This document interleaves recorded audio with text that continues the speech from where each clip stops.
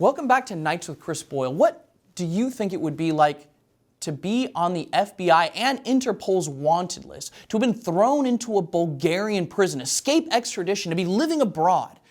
Better yet, what might the social media of a man like that look like? Well, you don't have to wonder anymore. Let's take a look for ourselves. A new warning from the FBI. This fugitive is currently being sought by the FBI. He's wanted for international kidnapping and has survived 3 extraditions. He's wanted by the Violent Crimes Section and is considered dangerous by the FBI. The FBI has issued an Interpol red notice for him. If you see him, please contact the FBI Pittsburgh office. This man is wanted by the FBI. If you should see him, say hello. Ain't no giving in. How when the going gets tough, I said it tough. 1,999 and being wanted by the FBI. Why can't they catch me? Because I'm super careful. They just can't touch me. I'm an American, wanted by the FBI since 2006, and they can't get me. And yes, as you can see from the date above my head, they still want me. I even have an Interpol red notice for it. Let's make this go viral. That is Chad Howard, who has spent years living on the island of St. Kitts while on the FBI's wanted list. And he's joining us now to talk about his story from Russia, where he is currently living after having been granted asylum. Chad, thank you so much for joining us. Thanks for having me. Chad, so first, this is a really amazing story. You've been on this list for years. You're clearly on your social media very, very bold about where your location has been. Tell us just a little bit of background. How did you end up on the FBI and Interpol's wanted list? I try to think how to keep this short. The FBI accused me of kidnapping somebody on a date that I was not even in the United States. And they did it in a secret closed-door court hearing. And I know everybody says that's how grand juries are, but normally, as you can see with Trump, everybody knew he was going to be indicted because they told him. They talked to the lawyers and they say, you're about to be indicted. They didn't do that with me at all. And even after they indicted me, they kept it secret and sealed. And I didn't find out until I was arrested by 5 Bulgarian Interpol agents in Bulgaria. So this happened, as I gather from your social media, because of a custody dispute between yourself and your ex-wife over your son, who is now not missing. He's an adult. He's in his mid to late 20s or something like that. He was living with you for a long time in St. Kitts, but at the time you were in Europe and you sent him on a plane back because you had a shared custody agreement. You sent him back here to the United States, and then he didn't return. So bring us up to speed on how we went from there to him being declared kidnapped. Well, I lived in Europe. I moved to Europe in 2001, and I ended up with full custody. I ended up initial custody in 2004 and full custody in 2005 because my ex-wife actually kidnapped him twice. She disappeared, had to get people to find her, went through the court system, the whole bit, and the judge gave her multiple warnings. And after the second time she took off with him, the judge transferred full custody to me, sent him overseas, ordered him to live in Europe, and took jurisdiction until the child was 18. So comes the next summer, I knew there'd be problems, but I sent him back because I always abided by the court orders. You'll never find a court order that I did not abide by where I had custody. And then at the end of the summer, she did not want to return him. So she went to a judge. She moved to a different state, and she lied to the judge about where he was born to try and change jurisdiction. And the judge said, no, the father has custody, took the police, had to remove him from her using police. And the judge put him on the plane back to Europe. And then a couple weeks later, he laid the foundation for me to be charged with kidnapping him, despite the judge being the one that put him on the plane and me having full custody and him already living in Europe.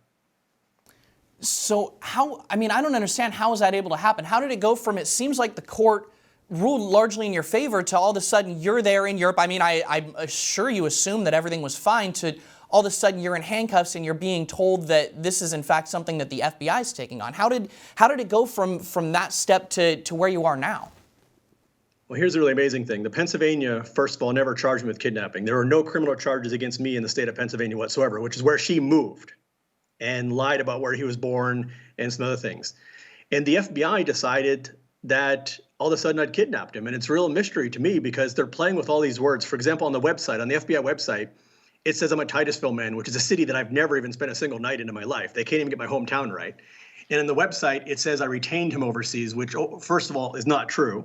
And second of all, does not match the actual indictment. The actual indictment says I physically removed him November 6, 2006. The problem was I have not been in the U.S. since June 2006, in which I was in Boston for 1 week when I worked for Microsoft. And I'm pretty sure your viewers are pretty understanding that Boston is not in the state of Pennsylvania. So not only was I not in the state, but I was not in the United States at the time. And then they put it in Interpol, and they said they took several years to do this, and recently found out that they were basically sitting waiting for this to happen. So normally the FBI, what happens is to get involved, you have to go through the state police, the local courts, and then take it up to the FBI. In fact, when she kidnapped him twice, we tried to get the FBI involved and they wouldn't touch it. But somehow the FBI got involved before the state police. And when she called the state police to file a kidnapping report, the FBI were already involved pushing the state police to file a kidnapping report, and they refused. So then they spent the next 2 years basically playing with the words and accusing me of different things. And then they did a secret court hearing. And in fact, another problem was that after that 2006 date, she disconnected her phone, so we couldn't reach her. And then she sold her house and moved. So we had no idea where she was anyways. So even if I was able to send him back the next summer, we don't know where she is. And if I was in violation of even my custody order, she would have to go to Tennessee, which she never did because Tennessee has an arrest warrant for her. So with all of this said, why has the FBI been so inactive about this entire case? I mean, it seems like in many ways, based on your social media presence, you've largely been languishing on this list. I mean, it seems like they initially tried to take you into custody in Bulgaria, but now you've been in St. Kitts for a while. It seems like at a certain point, due to health reasons, you actually tried to be extradited back into the United States. So why is the FBI not following through on this? Why are they not rectifying what seems to be a very strange situation? They can't get me. Actually, they've tried to extradite me 3 times now from multiple countries. And I've beaten off 3 extraditions in federal courts of other countries. And so that number alone is, kind of world record numbers. Can you name the number of people the United States has tried to extradite 3 times? And they also tried to kidnap my son. And I have court records of all of this. And I know how crazy it sounds, but I have documentation of this. They showed up in St. Kitts while I was in Bulgarian prison and tried to physically abduct my 13-year-old son. And he talks about it in his news interviews. And I have legal records of this, to the point that a member of the U.S. Embassy in Barbados had flown to St. Kitts to kidnap my son, and he was expelled from the country by the Attorney General. Well, I have to ask, is that why you left for Russia and sought asylum there? I mean, it's wintertime. It seems like a big move to go from St. Kitts to St. Petersburg. Well, I came here in July, and I used to live in Russia also. I lived in Russia from 2001 until 2004, and then off and on from 2004 until 2008. So people accuse me of, first of all, fleeing to Russia. I just returned to Russia. We were stuck in the Caribbean. We never planned to stay that long in the Caribbean. So I basically got stuck there. I became very ill. And from 2015 on, actually about 2014, I could barely leave the bed. I had a surgery in 2015. I was supposed to get better and I didn't. And I was basically dying because St. Kitts is a very small island. There's only 35,000 people. They don't even have a cardiac unit in the hospital. They could not help me. I needed to get off the island. We made repeated offers with the FBI to allow me to either get health care or allow me to go to trial without delay. So we made offers repeatedly to the FBI, and I have court documentation of all this. They block almost everything we tried. We finally got in front of the court again in 2022 or 2023. I have to look it up. And we said, listen, I'll come to court if you agree to go to trial within the 70 days according to the federal statute, because most people think you have a right to a speedy trial. The problem is the U.S. Constitution does say you have a right to a speedy trial, but it never specifies what speedy is. So just like when the U.S. Constitution said all men were created equal, who defines what equal is? Who defines what men are? Are men women? Are men white people? Are they black people? So they play with these words however they want. So the right to a speedy trial is really not even there. Now, in the 1970s, they passed the Speedy Trials Act that says you have to have a speedy trial in 70 days, except if the judge feels it's in the interest of public interest or whatever to delay it. And the average federal trial right now is 18 to 24 months, and they can hold you in pretrial detention for 3, 4, 5, 6, 7, 8 years. There was a guy in Erie County, they held for 8 years, and the judge said it was speedy. So speedy is whatever the judge wants. And if they have so much evidence on me after 18 years of a case where I was not even in the United States, why would they not agree to go to trial within 70 days? What is your theory? Why do you think that the FBI is avoiding trial on this? Because they would have to admit what they did, and then they're going to have to basically, once this comes out, they're going to have to reopen every investigation this FBI agent, this prosecutor did. They both were in there over 20 years, going to cost the FBI hundreds of millions of dollars. Look at like the Newburgh 4. The Newburgh 4, it took them over 20 years, and the judge came out and said that not only could these 4 individuals not have done what the FBI accused them of, even if they wanted, the FBI was the only conspirator in the plot, and the FBI invented the entire plot and put these guys in jail. So what they do is there's a 92% plea bargain rate. What the FBI does, they get you into prison, they hold you in pretrial detention, and they try and force you into a plea bargain. I know someone else from St. Kitts that they forced down a commercial plane to take him off, and he was wanted on charges less than me. They held him in a Florida prison for over 2 years. Finally, they came to him without a trial and said, we don't have any evidence, go home. So this essentially, in your point of view, almost boils down to sort of shooting from the hip prosecutorial action from these guys. They're just trying, like you said, to force plea agreements with little or no evidence, like unfortunately, many bad district attorneys do to try to up their conviction rate.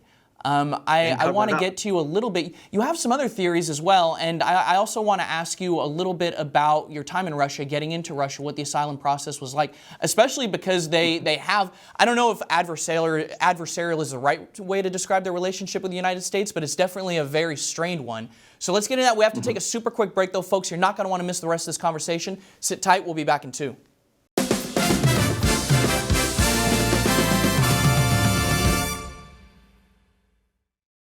Welcome back to Nights with Chris Boyle. Joining us once again is Chad Hauer. Chad joined us before the break. He is a fugitive from the FBI, from Interpol. He's actually joining us from Russia, where he is living as an asylum seeker. He is actually granted asylum, one of only, I think, 2 Americans who have ever been granted asylum by Russia.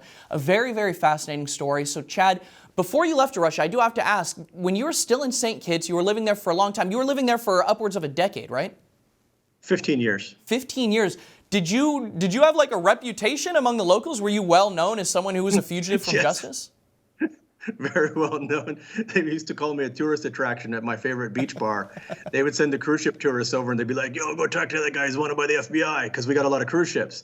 And people come over and they'd be like, oh, excuse me, I just want you to know that this gentleman over here says you're wanted by the FBI. I don't really care, but I want you to know that. I'd be like, yeah, buy me a beer, I'll tell you the whole story. So I was a cruise, I was on front page news. Everybody knew. My kids got asked at school all the time, is your dad wanted by the FBI, that kind of stuff. And is your son still in St. Kitts now? Yeah, he is. But I have 3 kids. That's absolutely wild. So tell me, what was it like when you, I gather a lot of this was for health reasons so you could get treatment. What was it like when you were going to Russia? What was the asylum process like? I imagine it's a very, a unique process. You're one of only 2 dudes who have done it, who are Americans who have done it. Well, it was very tricky because I needed an air ambulance to go anywhere and I couldn't fly commercial. And so I needed to fly out many years ago, but I couldn't. And we kept trying to fly out and we kept checking I was still in Interpol. We could not get out. And the FBI was basically hoping I would pass away there so this whole thing would go away. So for me to get out, we had to have help. And I received help from Cuba and Russia. So first I went to Cuba, which was very tricky and very risky medically and legally. And even when I got to Cuba, they stopped me on the Interpol Red Notice. Even Cuba stopped me. But once they saw it was the U.S., plus we had a little bit of pre-clearance from, we'd already been talking to the Cuban government. So I was detained for a short time, not put in prison or anything. I was just held at the airport for about 20 minutes on the way in and about 40 minutes on the way out until a senior officer could be brought in to clear me through. Then I spent several weeks in the hospital in Cuba getting me a little bit better. When I flew to Cuba, the doctors in St. Kitts had already meted me so high that I was flying before I got on the airplane, basically. And I was in a wheelchair and diapers. And I did get stopped along the way. We're short on time, so I won't go to that right now. And then I spent several weeks in Cuba. And then we'd already been in touch with the Russian government as well. And they had invited me to apply for asylum before I even left. And so Cuba couldn't really resolve all my medical issues. They didn't have the proper surgical equipment available. So they meted me up again. I was in much better shape thanks to Cuba. And then I flew on to Moscow, where not only was I pre-cleared through immigration, but a car was waiting at the airport, a hotel was waiting, and surgeons were on hand for me. It's interesting because under normal circumstances, you would think that an American trying to get into Russia would be difficult because obviously there's a conflict going on right now. And I don't want you to have to talk about anything that's going to put you into a politically tricky place because I know you're there under benefactors. But I have to ask, do you think that you actually, in a way, do you think that they looked at you as someone like, oh, they're from America, we're not at good terms with them, we want to help this guy because of that? Do you think that benefited you in any way? I think there were other things that benefited me far more than that as we go into the story more. For one thing is I lived in Russia from 2001 to 2004, then off into 2008. So Russia knew who I was. Plus I'm married to a Russian citizen for more than 20 years, and my kids are Russian citizens. And as we go into the story a little bit more, there is a bit more backstory to this as well. So they had a variety of reasons to want to help me besides just stick it to the Americans, because there have been other Americans who have come here even post-conflict and sought asylum, and the Russians said no. It's much easier to you can come here and get residency. Americans still come here on visas. So it's easy for an American to visit here. Americans can even come get residency very easy, but to get asylum is a whole different thing. Folks, you are not going to want to miss the rest of that conversation. We're going to bring you part 2 tomorrow, and during that part of the conversation, Chad is going to talk about his theories as to why he was targeted, including his theory that he was a potential recruitment target as an intelligence asset by the CIA. It's going to be a very fascinating conversation. You're not going to want to miss it. Check it out tomorrow. Now, that's all we have for you this evening. Until next time, you can follow me on Twitter and Instagram at HeyChrisBoyle. If you like the show, please send feedback to chris.boyle@onn.com. I'd like to thank my production team, my director, Jared, my editor, Raphael, associate producer, Riley, PA, Brittany, and all of you at home. Thank you, and enjoy the rest of your night.